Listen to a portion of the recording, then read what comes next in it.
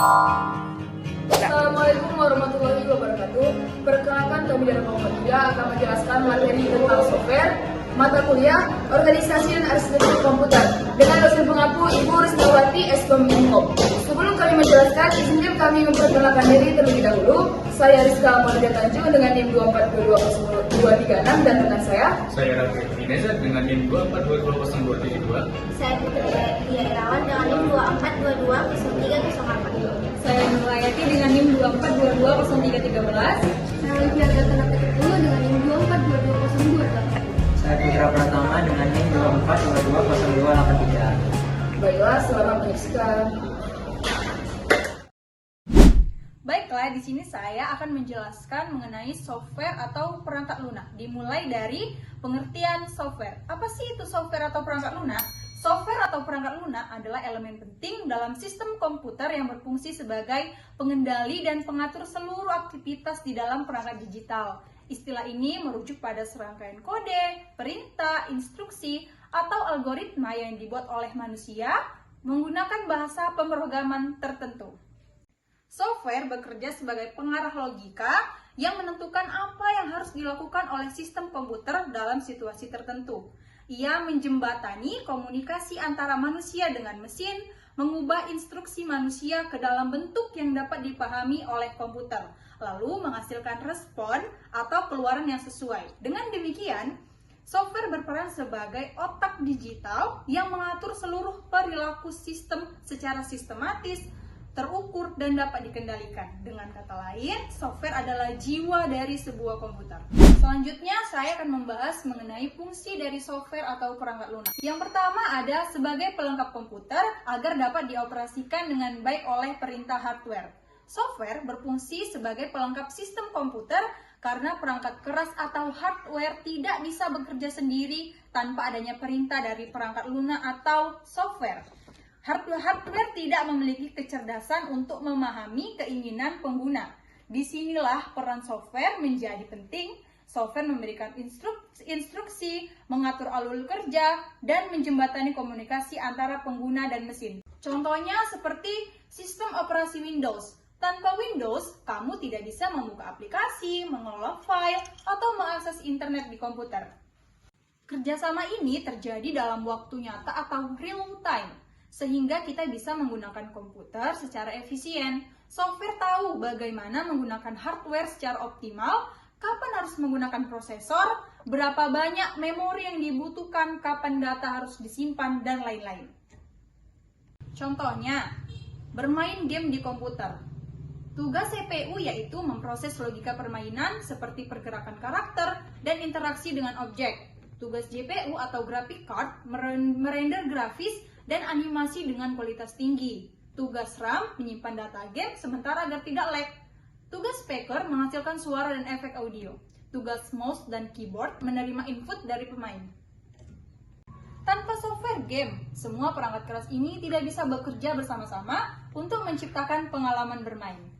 Nah, yang ketiga, sebagai penghubung antara hardware dengan software dalam perangkat komputer agar dapat saling berkomunikasi dan bekerja secara terpadu. Dan yang terakhir, sebagai penerjemah bahasa dari user ke bahasa mesin agar instruksi yang diberikan dapat dimengerti dan juga dijalankan oleh komputer.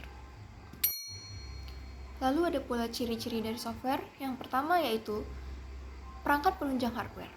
Artinya, software berfungsi untuk membantu dan mengatur kerja perangkat keras agar dapat berjalan sesuai dengan perintah pengguna.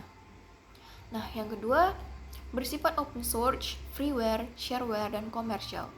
Artinya ini open source berarti kode programnya terbuka dan bisa dimodifikasi. Freeware dapat digunakan gratis, shareware biasanya gratis terbatas dan berbayar untuk fitur penuh, dan komersial berarti berbayar secara penuh. Yang ketiga ada butuh file installer.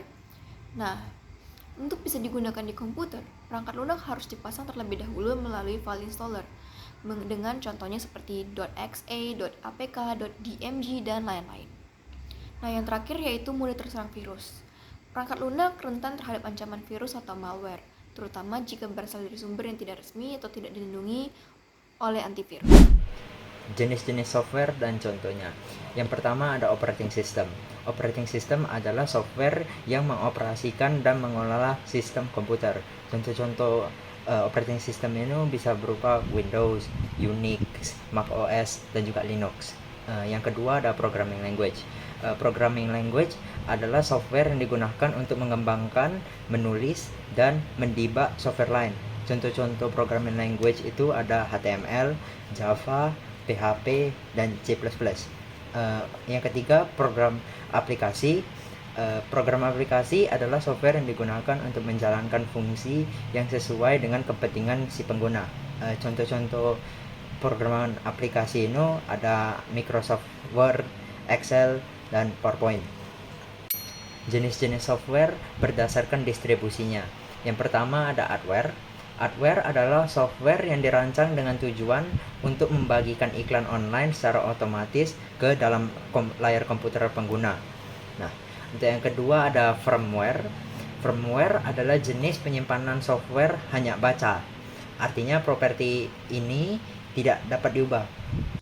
Freeware adalah jenis perangkat lunak yang tidak memiliki batasan waktu tertentu.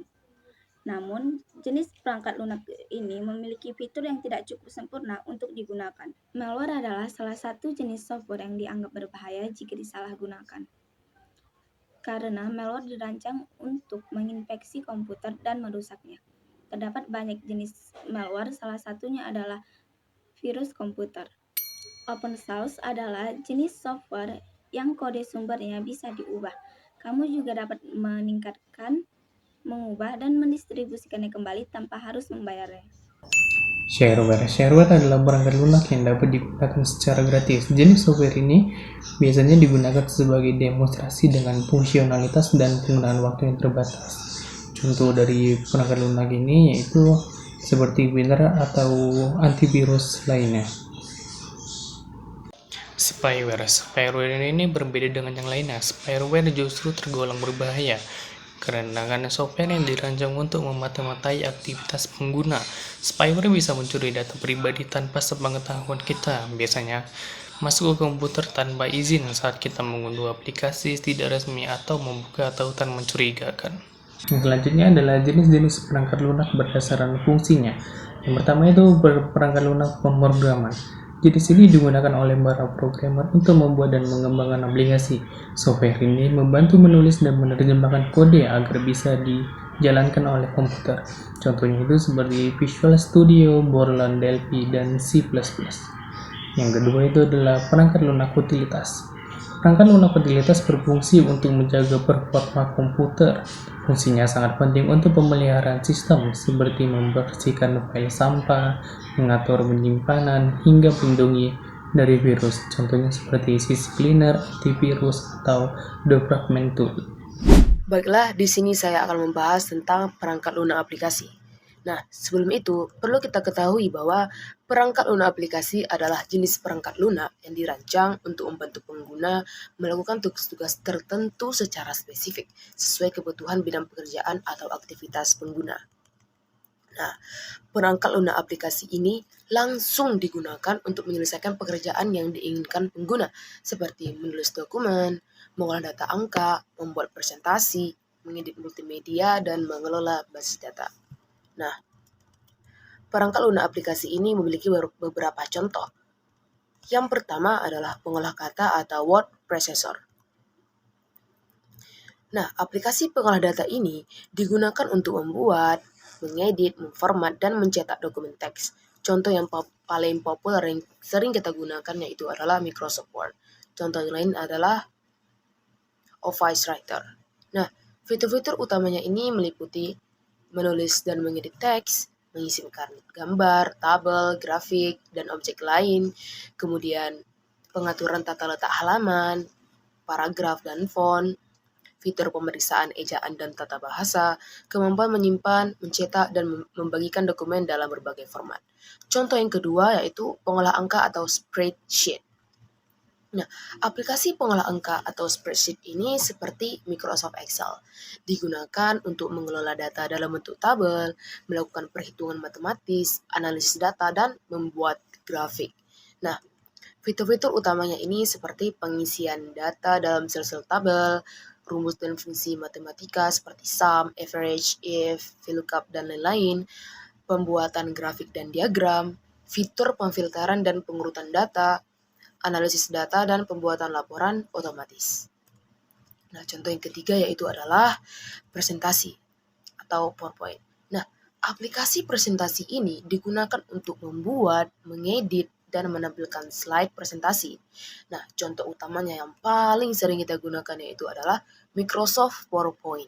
Nah, fitur-fitur utamanya ini seperti membuat slide dengan teks, gambar, video, dan audio, kemudian menyisipkan animasi dan transisi antar slide, menyediakan template desainnya yang memudahkan kita untuk pembuatan presentasi menjadi semakin menarik. Nah, contoh yang keempat itu ada multimedia. Nah, aplikasi multimedia ini digunakan untuk mengedit, membuat, dan memutar konten multimedia seperti video, audio, dan gambar. Contohnya itu adalah seperti Corel Video Studio dan Edit Pro. Nah, fitur-fitur utamanya ini seperti pemotongan, penggabungan, dan penyuntingan klip video. Yang kedua itu penambahan efek visual, transisi, dan judul, pengaturan warna dan filter video, dapat mengekspor ke berbagai format file dan perangkat, tersedia fitur perekaman layar dan pengeditan multi kamera. Yang kelima adalah database. Nah, aplikasi basis data atau database ini digunakan untuk membuat, mengelola, dan memanipulasi data dalam jumlah besar secara terstruktur. Contohnya Microsoft Access dan MySQL. Nah, fitur-fitur utamanya ini seperti pembuatan dan pengelolaan tabel data, penyimpanan, pencarian, dan pengambilan data secara efisien, kemudian penggunaan query untuk analisis dan manipulasi data, pengelolaan hak akses pengguna, dan integrasi dengan aplikasi lain untuk otomatisasi proses bisnis. Demikianlah video penjelasan dari kelompok kami tentang materi software. Apabila ada kesalahan di dalam video tersebut, kami mohon maaf. Dan semoga bermanfaat untuk kita semua. Kami akhiri, wassalamualaikum.